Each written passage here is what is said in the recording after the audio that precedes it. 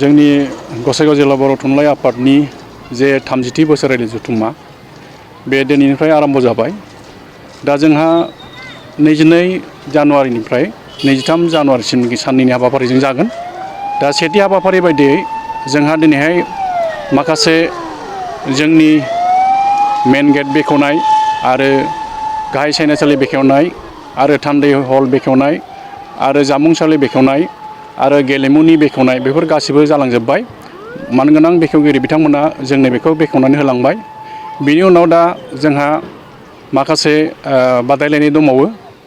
बे बादायलायनाय जेरै थुनलाइयारि बादायनाय आरो हारिमुवारि बादायनाय गेलेमु बादायलायनाय बेफोर दा जोंनि हाबाफारियाव होखानाय बादि टाइम मथ' बेफोर मोनफ्रोमबो हाबाफारिजों मावफुंजागोन। दा जोंना मोनफ्रोमबो गुदि बर' थुनलाइ आफादनिफ्राय जों खावलायहरनाय बायदि मोनफ्रोमबो बादायलायनायाव बाहागो लागोन आरो गोबां बाहागो लागोन होननानै जोंनिसिम खौरां मोननाय जादों। आरो जोंहा बेलासि 4 रिंगायाव जोंहा थान्दै जथुम दङ। बे थान्दै जथुमाव जोंनि गसाइगाव जिल्ला बर' थुनलाइ आफादनि सिङाव थानाय गासै 13 गुदि बर' थुनलाइ आफादनिफ्राय जों थान्दै बिहरदों। आरो बे थान्दैफ्रा गासै 150निफ्राय 200 जननि गेजेराव नुजाफैगोन होननानै जोङो खौरां मोननाय जादों आरो जों हांख्रायहरनाय जादों। बे हिसाबै थान्दै मेला जोंना मोजाङैनो मोजां जागोन। आरो बे थान्दै मेलाव जोङो गसाइगाव जिल्ला बर' थुनलाइ आफादनि सिङाव थानाय जोंहा मा जेंना जेंगोनाफोर दङ जों बेखौ थान्दै मेलाव सावरायगोन आरो बेखौ सुफुंनायनि माखासे थांखिफोरखौ लागोन आरो बे थांखिफोरखौ जोङो मिरु बर' थुनलाइ आफादनिसिम दैथायहरनायनि थांखिखौ आजावनानै लागोन। जोबथा सानखालि मा हाबाफारि लागोन? जोंहा गाबोन 23 जानुवारि बेवहाय जोंहा फुंनि बेलायाव जोङो बर' थुनलाइ आफादनि फिरफिलाखौ बिरहोनाय जागोन। बेखौ जोंहा गसाइगाव जिल्ला बर' थुनलाइ आफादनि मानगोनां आफादगिरि सहेन्द्रनाथ बसुमतारिया बिरहोगोन। बिनि उनाव जोंहा मुंख्लंफोरनि बिबार बावगोन आरो रुंसारिफोरनि बिबार बावगोन। बे फुंनि बेलायाव जागोन। आरो फुंनि बेलायाव थान्दैनि माखासे सावरायनो गोनां आद्रा थानायखौ जों सावरायगोन। आरो बे जथुम्माया जोंहा टार्म मिटिंबो दङ।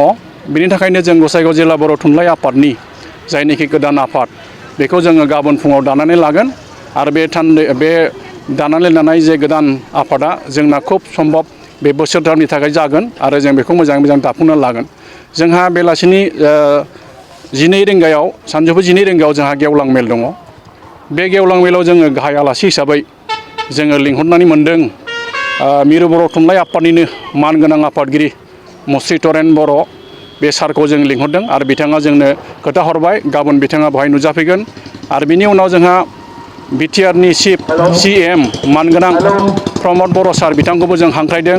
बिथाङाबो जोंनि गेजेरजों खौरां हरदों जे नुजाफैगोन होननानै। आरो जोंहा मोनसे गोजोनथाव खौरां जे पद्मश्री मानगोनां डक्टर कामेस्वर ब्रह्म सार बिथाङाबो जोंनि नैबे गेवलां मेलाव नुजाफैगोन होननानै जोंनिसिम खौरां हरदों। दा जोंहा माखासे जोंनि खाथि खाला थानाय समिस्थिनि मानगोनां MLA बिथांमोनखौबो जोङो बुंथिगिरि आलासि हिसाबै लेंहरनाय जादों। दा बिथांमोनाबो जोंनिसिम सफैगोन होननानै जोंनोसो खौरां हरनाय जादों। 12 बाजिनि गेवलां मेलाव जोङो रायजो राजाफोरखौ जोङो 1000निफ्राय बांसिन जों आसा खालामदों।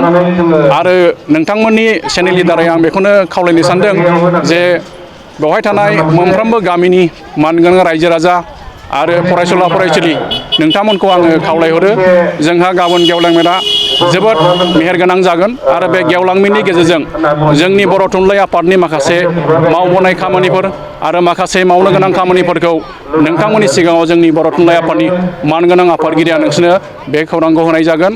ओंखायनो जों नोंथांमोननि चेनेलनि दारै बयखौबो जों गाबोन जानो गोनां गेवलां मेलाव नुजाफैनो थाखाय आङो गुरैयै खावलायहरबाय।